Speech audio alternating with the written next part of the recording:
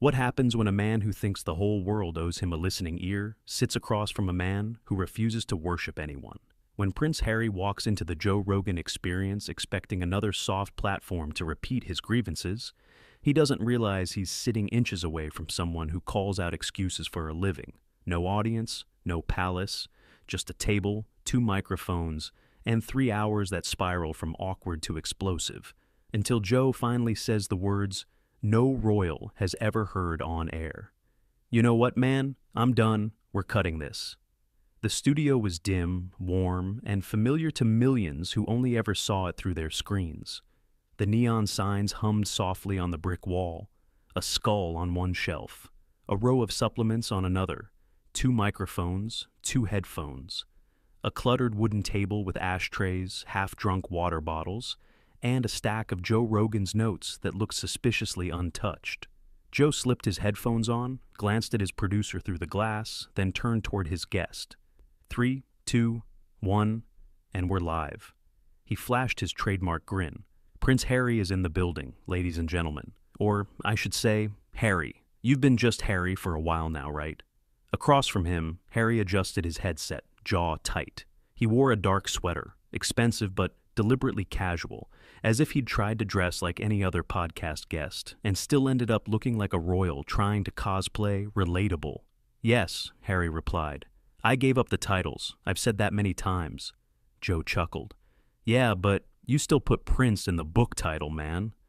A tiny ripple of laughter came from the control room. Harry's eyes flicked toward the glass, then back to Joe. It's not my fault people don't know how to let go of labels, Harry said coolly. The name doesn't define me. Sure, Joe nodded, leaning back. So let's start there. If you don't care about the label, if you're done with the royal stuff, why are you here? Why come on the biggest podcast in the world and talk about it again? There it was, first jab. Nothing cruel, just pure Rogan. Casual, disarming, but with teeth. Harry smiled without warmth.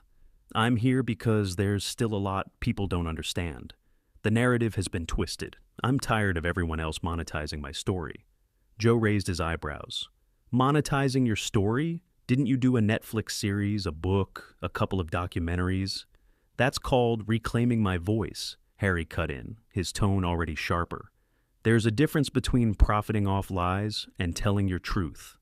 Joe tilted his head. Okay, but the outcome's the same, right? Cameras, deals, attention.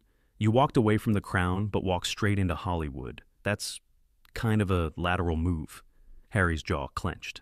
I didn't walk into Hollywood. I walked toward freedom. People like you love to pretend that if I speak, I must be chasing fame. I was born famous. I'm trying to survive it.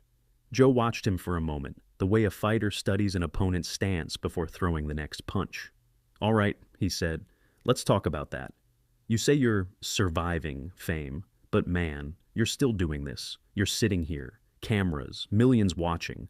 There are a lot of guys out there, vets, firefighters, regular dads, who don't get one interview, let alone 10. What makes your struggle more worth hearing than theirs? Harry almost scoffed. Because my struggle exposes a system most people don't even realize exists. People see a fairy tale. I live the prison underneath it. Joe nodded slowly, tapping the table. That's a heavy line. Prison. Describe it. Harry leaned forward, shoulders squaring, warming to the drama of his own language. Every move monitored, every word calculated, every relationship dissected. You're not a person, you're an emblem.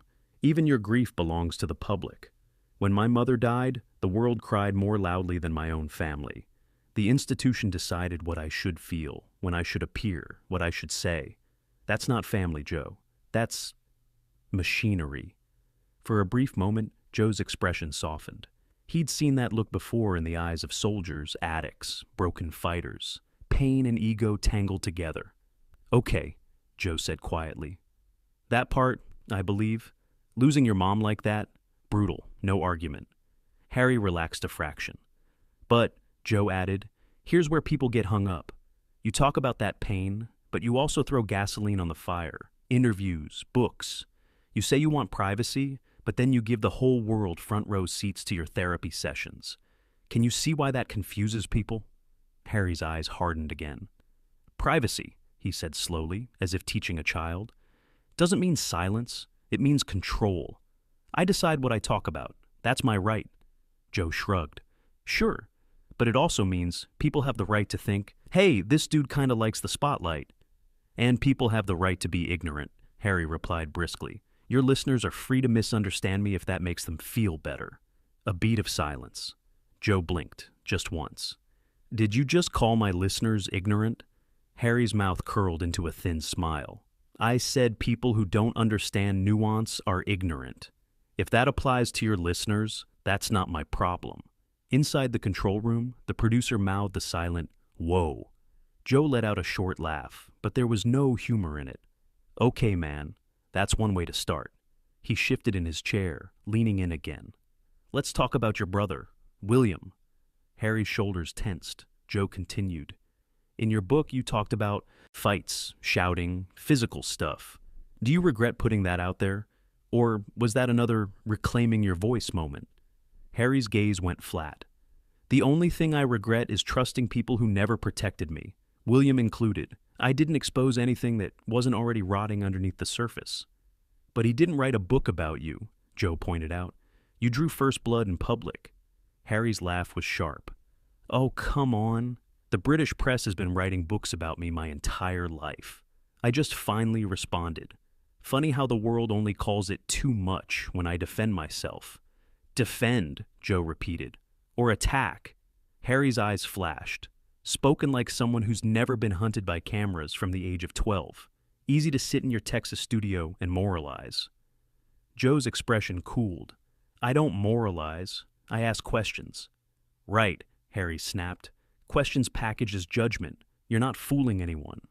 The mood in the studio shifted again, the energy thickening. Joe's show was used to heated debates. Vaccines, politics, aliens, you name it. But this was different.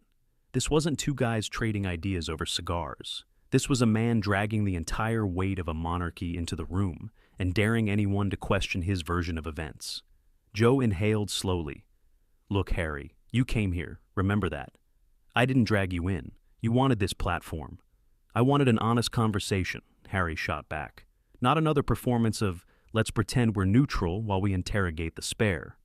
And I wanted a guest who doesn't automatically assume every question is an attack, Joe replied.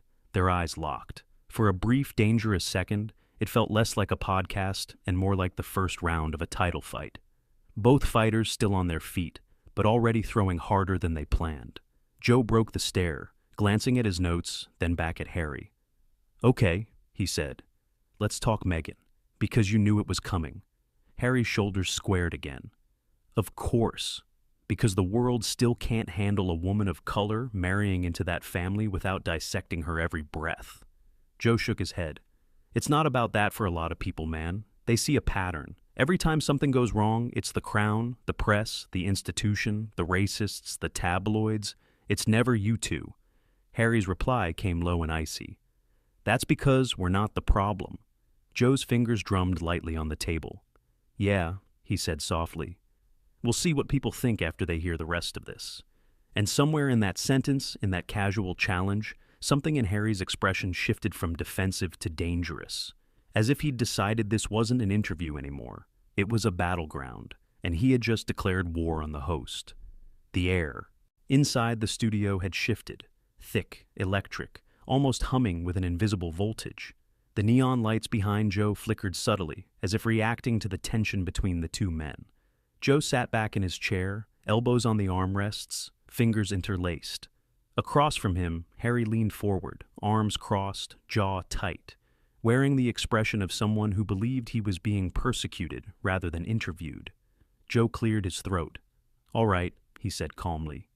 We were talking about Meghan. You said people dissect her every breath. But I want to ask something simple. Do you think any criticism of her is valid? Or is every negative story automatically part of some conspiracy? Harry inhaled sharply, eyes narrowing. When you're married to a woman as powerful and misunderstood as Meghan, he began, his tone dripping with superiority, criticism is rarely about facts. It's about jealousy, ignorance, and racism. Joe rubbed his forehead. Man, that's a heavy generalization. You're telling me millions of people across different countries all have the same motives? Millions of uninformed people? Harry shrugged. Yes, it happens. Joe gave a single tired laugh. You hear how that sounds, right? Like you think everyone who doesn't agree with you is beneath you? Harry smirked. If they're repeating tabloid nonsense, then yes, they are. Inside the control room, the producer muttered under his breath. He's unbelievable. Joe leaned in again. Listen, dude, not everyone who disagrees with you hates you. Sometimes people just point out contradictions. Like how you and Meghan moved to America for privacy, but ended up doing documentaries, interviews, podcasts. Harry cut him off, voice rising just a notch. You don't get to lecture me about my choices. Privacy doesn't mean hiding. It means choosing how much access you give people. Joe nodded slowly. Okay. So, let me ask you this directly. If you hate the press so much, if you think the institution is toxic, if you want control, then why do you keep doing interviews? Harry didn't hesitate. Because I deserve to be heard. My story deserves space. And frankly, people like you need to hear it. Joe blinked. People like me? Harry tilted his head, his smile sharpening. Yes, Joe. People who sit in soundproof studios judging folks who actually lived through trauma. People who think a few UFC fights and a Spotify contract qualify them to analyze centuries of monarchy. Joe's eyebrows climbed. Damn, he murmured. That's something. But Harry wasn't done. You want to dissect my marriage, my family, my decisions, but you've never experienced anything close to my reality. You talk about humility, but you expect me to bow to you in this room. Joe leaned back, arms spread. Harry, I don't expect you to bow to anybody. I'm literally sitting here having a conversation. You're the one turning it into a firefight. Harry scoffed. Maybe because you're not used to interviewing someone who challenges you. Joe nodded. True, usually my guests don't insult my audience. Harry shrugged. Maybe your audience should toughen up. A sharp exhale came from behind the glass. Even the air conditioning sounded louder. Joe held up a hand. All right, let's shift again. Talk to me about William. No drama, just a straight question. When's the last time you spoke to him? Harry's lips pulled into a tight line. Why should I answer that? Because you wrote about him in your book, Joe replied. Because you've spoken about him in interviews. Because the world is curious, man. Harry rolled his eyes. The world is always curious. The world always wants more from me. They want details, conflict, pain, and people like you feed that appetite. Joe nodded. Maybe, but you feed it too. You brought him up. You said he attacked you, shoved you, broke your necklace. Do you stand by all that? Harry's eyes flared. Every word. And you don't see how putting that out publicly might have, I don't know, made reconciliation harder? Harry stiffened. Reconciliation isn't possible when one side refuses to acknowledge their wrongdoing. But forgiveness doesn't come with conditions, Joe replied. Sometimes you give it even if the other person doesn't say sorry. Harry snapped. I'm not Jesus, Joe. I'm not here to be saintly. I'm here to protect myself. Joe opened his hands again. Protect yourself, or punish them. Harry's tone dropped colder than before. Punish? I don't punish, I reveal. If the truth hurts them, that's their burden. Joe rubbed his face, exasperated. Man, has anyone in your life ever told you maybe you're part of the problem? Harry bristled instantly. That's what weak people say when they can't accept the truth. There it was, the line that made even Joe lean back and stare. Wow, Joe whispered. So now anyone who questions you is weak. Harry didn't blink. If the shoe fits... Joe's jaw tightened. This was the moment the dynamic shifted, when the host stopped seeing a guest and started seeing a runaway ego spiraling out of control. He sighed heavily. Okay, all right. Let's talk about something else before this turns into a shouting match. Harry smirked. It already has. You just don't want to admit you're losing control of your own show. The control room froze. Joe's eyes narrowed. Oh, he said quietly. You think that's what's happening here? Harry shrugged again, settled back in his chair, arms crossed. I've dealt with tougher interrogations. If this is the best you've got, I'm not impressed. Joe stared at him for a long moment, lips pressed together, as he slowly inhaled, through his nose. And for the first time in the entire interview, Joe Rogan looked genuinely irritated. The studio air had become thick enough to cut with a knife. Joe Rogan sat in silence for a moment, leaning back in his chair, trying to calibrate himself before things spiraled completely out of control. The producers behind the glass were frozen, staring at the monitors like they were watching a car crash in slow motion. Prince Harry, however, looked perfectly satisfied, chin lifted, arms crossed, wearing the smug expression of someone who believed he'd just scored a point in an argument that hadn't even started. Joe exhaled through his nose. "All right," he said carefully. "Let's get back on track." Harry smirked. "I didn't realize we left the track." Joe ignored the jab. "So, Harry, let me ask you something about responsibility." "Responsibility?" Harry repeated with an amused scoff. "That's rich coming from you." Joe held up a hand. "Dude, this isn't a sparring match. I'm just trying to have a conversation." Harry leaned forward, voice sharp. "No, Joe, you're trying to corner me. Same tactic as everyone else. Ask a loaded question. Wait for me to react, then act surprised." Joe closed his eyes for half a second. "Okay, forget responsibility. Let's talk about the book." Harry's expression shifted instantly, pride mixed with irritation. Joe continued. "In Spare, you revealed some seriously personal stuff. About your brother, your father, even your, frostbite situation." A few quiet chuckles leaked from the crew. Harry glared in their direction. Joe pressed on. "Do you regret sharing any of that now that some time has passed?" Harry answered with icy confidence. "No, everything I wrote needed to be said." Joe raised his brows. "Even the part about William knocking you to the floor over Megan?" Harry's jaw tightened. "Yes, especially that part. And the necklace breaking, and the dog bowl." "Joe," Harry snapped, "if you're going to mock my trauma, this conversation is over." Joe's voice stayed calm.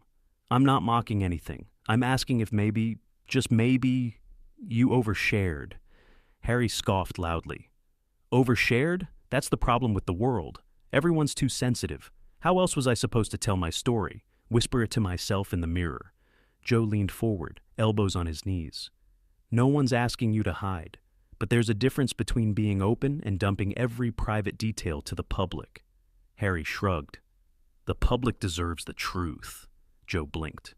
"Dude, the public doesn't deserve anything from your family's private life." Harry barked a laugh. Says the man whose entire career is based on broadcasting conversations. Behind the glass, one of the producers whispered, "He's unreal?" Joe fought the urge to roll his eyes. "Look, man, you keep calling yourself a truth teller. You say you're free, but honestly, you sound angry. You sound bitter." Harry leaned back, crossing his legs like a king on a throne. "I am enlightened, Joe. That's why it irritates people like you. I don't play by your rules." Joe gestured around the room. "You're literally playing by my rules right now. This is my studio." Harry smirked. "And yet, you seem threatened." Joe paused. It was subtle. But that sentence, "and yet you seem threatened," snapped something unspoken in the room. Joe slowly set his headphones down. "Threatened?" he repeated softly. "By you?" Harry shrugged. "You're getting flustered."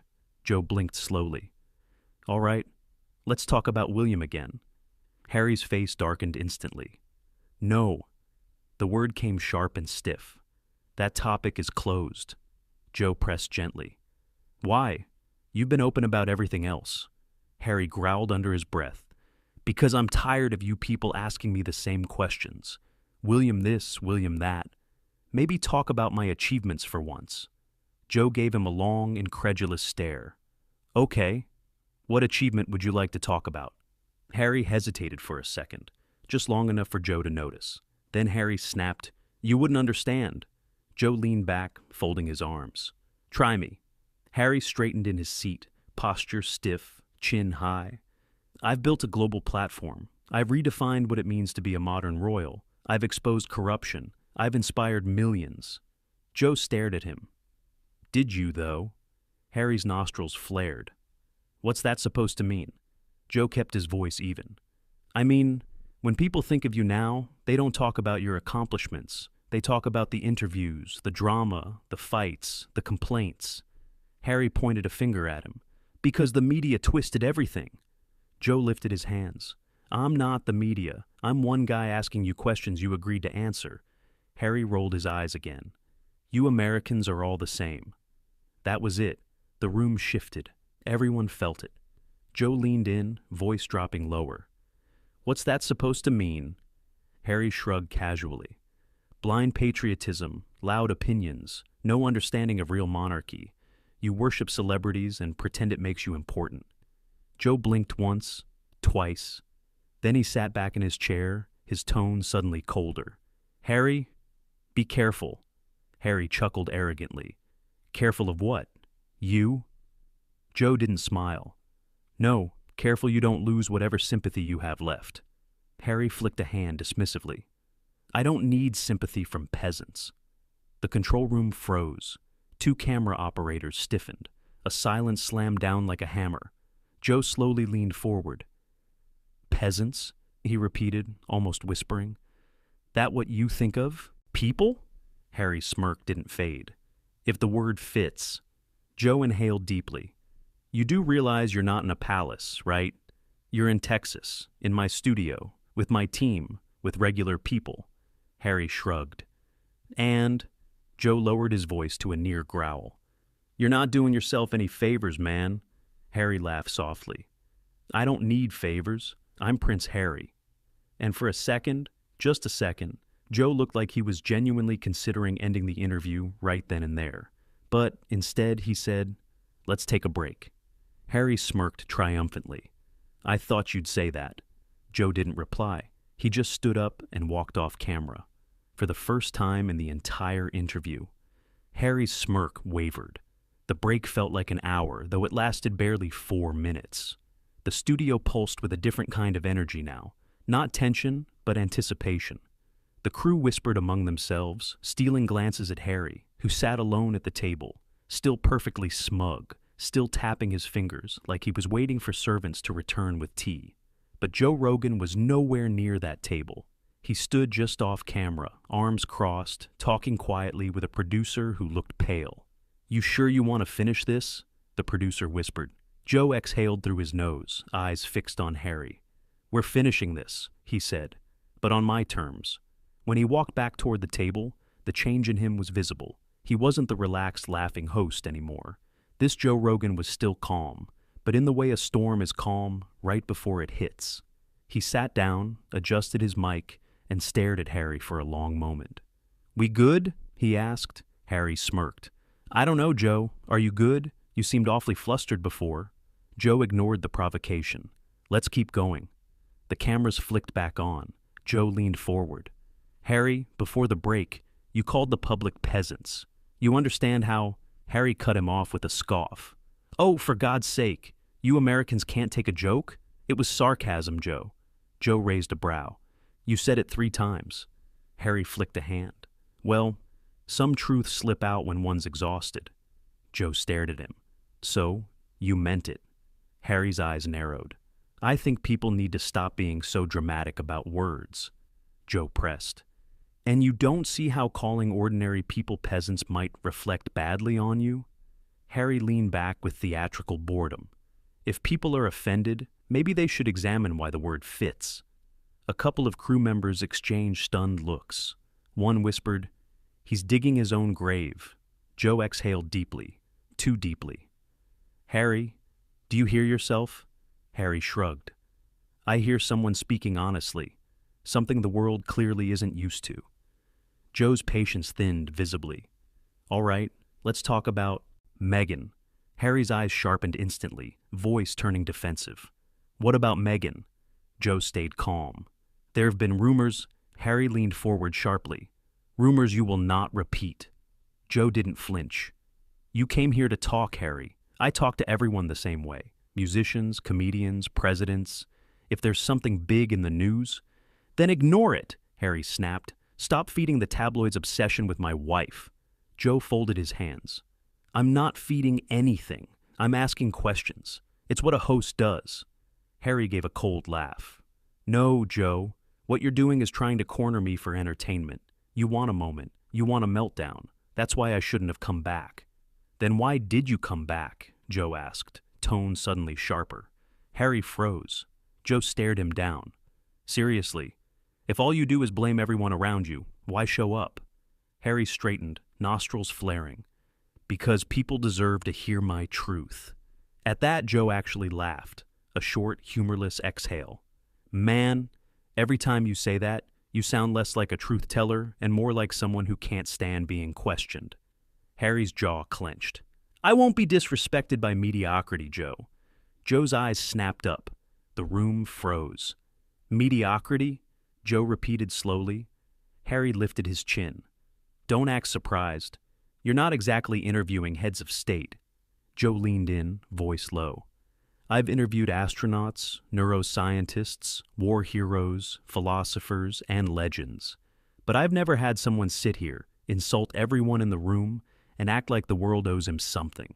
Harry smirked. The world does owe me something. Joe stared at him, stunned. You serious? Harry lifted both hands.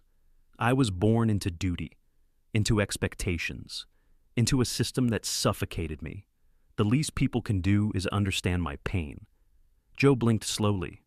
Harry, you're living in a mansion in Montecito. Harry shrugged. And? Does comfort erase pain? You Americans are so obsessed with money. You equate wealth with happiness. It's pathetic, honestly. Joe inhaled through his teeth. Okay, enough. Harry smirked. Touch a nerve? Joe sat forward, elbows on the table, voice deadly calm. You called people peasants. You insulted my staff. You trashed the audience. You mocked Americans. You insulted me. Harry's smile widened. So? Joe repeated, incredulous. So you're lucky anyone even listens to you anymore. Harry scoffed. Please, the world hangs on my every word. Joe shook his head. No, man. They watch you the way people watch a building about to collapse. Harry's face hardened. Enough, Joe. Joe didn't stop. You know the difference between you and every other guest I've had on this show? Even when people disagree with me, there's mutual respect. But you came in here acting like you're above basic decency. Harry stood up abruptly. There it was. The crack. Don't talk to me like that, Harry snapped. I am Prince Harry. Joe stood up too. No, you're Harry. Just Harry, a guy sitting in my studio acting like the world owes him reverence. Harry pointed at him. You're crossing a line. Joe took one step closer, voice final. No, you crossed every line 10 minutes into this interview. Harry's eyes flared. Are you threatening me? Joe shook his head. I'm ending this. Harry blinked, stunned. Ending? What do you mean ending? Joe pointed toward the exit. This interview is over. Harry's mouth fell open. You're kicking me out? Joe stared at him. This isn't Buckingham Palace. This isn't the Royal Press Corps. This is my studio, my show, and you don't get to disrespect everyone here and walk away like a hero. Harry sputtered, voice rising. You can't do that. I came here to lecture the world, Joe snapped. To insult people? To play the victim again? Harry froze. Joe lowered his voice, but the intensity remained. You came here looking for a fight. Congratulations. You found the wrong guy. Harry shook with rage. You'll regret this, Rogan. Joe shrugged. Maybe, but right now, you need to leave. Harry ripped off his mic, slamming it on the table, and stormed out of the studio. Not with dignity, not with grace, but with the fury of a man who had lost control of the narrative. The moment the door shut behind him, the room exhaled collectively. Joe sat back down, rubbing his temples. Well, he muttered to the camera, that was something. Then he looked straight into the lens. Harry wanted a platform. He got one. But platforms don't protect you from the truth. Fade to black. If you enjoyed this unbelievable clash between Prince Harry and Joe Rogan, make sure to hit that like button, subscribe, and turn on notifications, because more shocking confrontations, exposed egos, and behind-the-scenes drama are coming your way. Drop a comment below and tell us whose side you're on. This story is far from over.